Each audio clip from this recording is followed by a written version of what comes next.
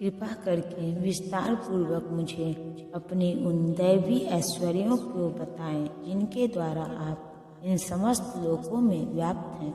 इस श्लोक से ऐसा लगता है कि अर्जुन भगवान संबंधी अपने ज्ञान से पहले संतुष्ट है। कृष्ण कृपा से अर्जुन को व्यक्तिगत अनुभव, बुद्धि तथा ज्ञान और मनुष्यों को इन साधनों से जो कुछ भी प्राप्त हो सकता है वह सब प्राप्त है तथा उसने कृष्ण को भगवान के रूप में समझ रखा है। उसे किसी प्रकार का संशय नहीं है, तो भी वह कृष्ण से अपनी सर्वव्यापकता की व्याख्या करने के लिए अनुरोध करता है। सामान्य जन तथा विशेष रूप से निर्विशेषवादी भगवान की सर्वव्यापकता के विषय में अधिक विचारशील रहते हैं।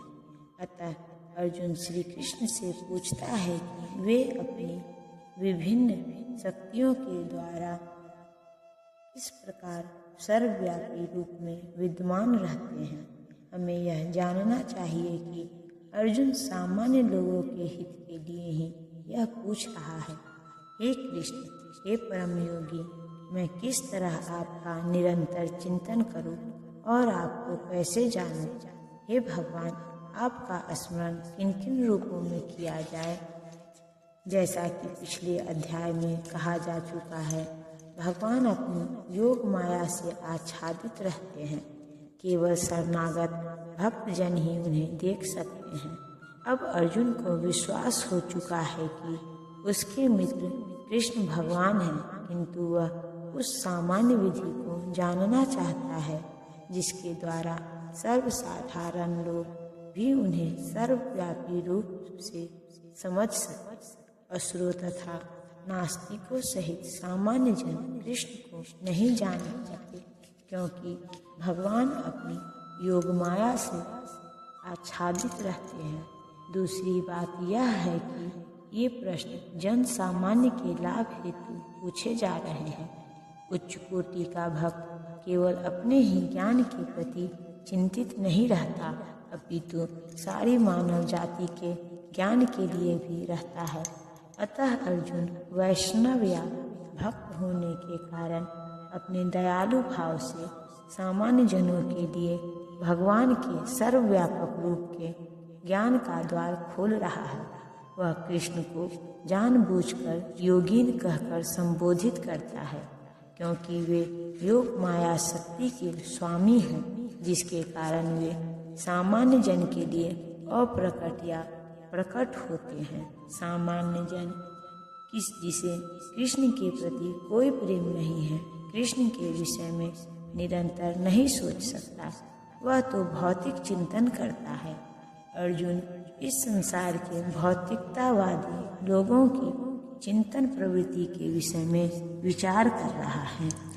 केशु केशु च भावेषु शब्द भौतिक प्रकृति के लिए प्रयुक्त है, चूँकि भौतिकतावादी लोग कृष्ण के आध्यात्मिक स्वरूप को नहीं समझ सकते, अतः उन्हें भौतिक वस्तुओं पर चित्त एकाग्र करने की तथा यह देखने का प्रयास करने की सलाह दी जाती है कि कृष्ण भौतिक रूपों में किस प्रकार प्रकट होते हैं। हे जनार्दन, आप पुनः विस्तार से अपने ऐश्वर्यों तथा योग शक्ति का वर्णन करें। मैं आपके विषय में सुनकर कभी तृप्त नहीं होता हूँ, क्योंकि जितना ही आपके विषय में सुनता हूँ उतना ही आपके शब्द अमृत को चखना चाहता हूँ। इसी प्रकार का निवेदन नैमिषारण्य के शौनक आदि ऋषियों ने सूत गोस्वामी से किया था। यह निवेदन इस प्रकार है। उत्तम स्तुतियों द्वारा प्रशंसित कृष्ण की दिव्य लीलाओं का निरंतर श्रवण करते हुए कभी तृप्ति नहीं होती, किंतु जिन्होंने कृष्ण से अपना दिव्य संबंध स्थापित कर लिया है, वे पद पद पर भगवान की लीलाओं के वर्णन का आनंद लेते रहते हैं। अतः अर्जुन कृष्ण के विषय में और विशेष रूप से उनके सर्वव्यापी रूप के बारे में सुनना चाहते हैं। जहाँ तक अमृतम की बात है, कृष्ण संबंधी कोई भी आख्यान अमृत तुल्य है और इस अमृत की अनुभूति व्यवहार से ही की जा सकती है। आधुनिक कहानियाँ, कथाएं तथा इतिहास कृष्ण की दिव्य लीलाओं से इसलिए भिन्न है क्योंकि इन सांसारिक कहानियों के सुनने से मन भर जाता है, किंतु कृष्ण के विषय में सुनने से कभी थकान नहीं आती। यही कारण है कि सारे विश्व का इतिहास भगवान के अवतारों की लीलाओं के संदर्भों से पटा हुआ है। हमारे पुराण विगत युगों के इतिहास हैं, जिन्होंने भगवान के विविध अवतारों की लीलाओं का वर्णन है। इस प्रकार बारंबार पढ़ने पर भी विषय वस्तु नवीन बनी रहती है। श्री भगवान ने कहा, हाँ, अब मैं तुमसे अपने मुख्य वैभव युक्त रूपों का वर्णन करूँगा, क्योंकि हे अर्जुन, मेरा ऐश्वर्य असीम है। कृष्ण की महानता तथा उनके ऐश्वर्यों को समझ पाना संभव नहीं है। जीव की इंद्रियां सीमित है, अतः उनसे कृष्ण के कार्यकलापों की समग्रता को समझ पाना संभव नहीं है। तो भी भक्तजन कृष्ण को जानने का प्रयास करते हैं, किंतु यह मानकर नहीं कि वे किसी विशेष समय में या जीवन अवस्था में उन्हें पूरी तरह समझ सकेंगे, बल्कि कृष्ण के वृत्तांत इतने आस्वाद्य हैं कि भक्तों को अमृत तुल्य प्रतीत होते हैं। इस प्रकार भक्तगण उनका आनंद उठाते हैं।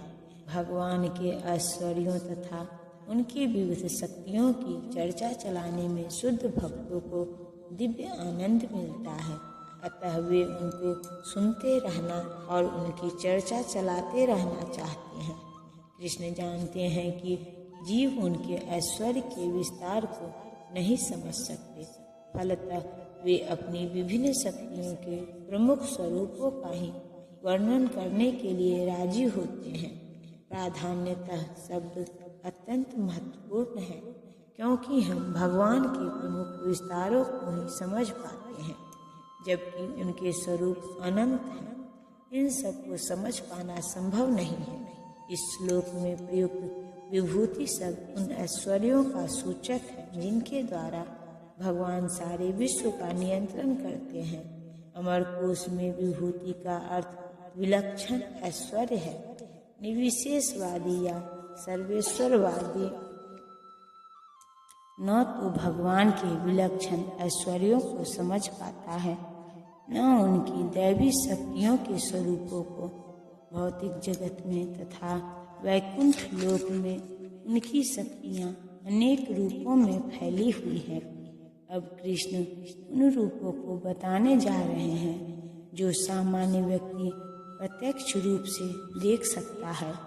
इस प्रकार उनकी रंग बिरंगी शक्ति का आंशिक वर्णन किया गया है। हे अर्जुन, मैं समस्त जीवों के हृदयों में स्थित परमात्मा हूँ। मैं ही समस्त जीवों का आदि, मध्य तथा अंत हूँ। इस श्लोक में अर्जुन को गुडाकेश कहकर संबोधित किया गया है, जिसका अर्थ है निद्रा रूपी अंधकार को जीतने वाला। जो लोग अज्ञान रूपी अंधकार में सोए हुए हैं, उनके लिए यह समझ पाना संभव नहीं है कि भगवान किन किन विधियों से इस लोक में तथा वैकुंठ लोक में प्रकट होते हैं। अतः कृष्ण द्वारा अर्जुन के लिए इस प्रकार का संबोधन महत्वपूर्ण है, क्योंकि अर्जुन ऐसे अंधकार से ऊपर है। अतः भगवान उससे विविध ऐश्वर्यों को बताने के लिए तैयार हो जाते हैं।